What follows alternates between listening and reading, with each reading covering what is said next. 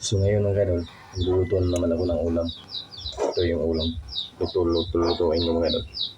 Huli namin dito doon sa dagat. Punta kami guys sa ilang dagat mga idol ng huling isda. So ito lulutuin ko ito ngayon mga idol.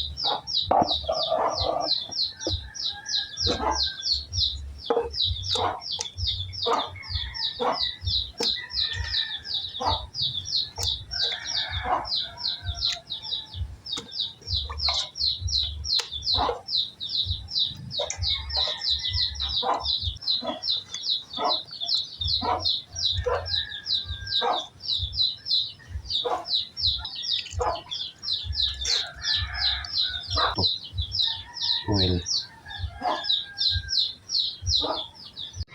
Ito na po yung isda kong niluto mga idol.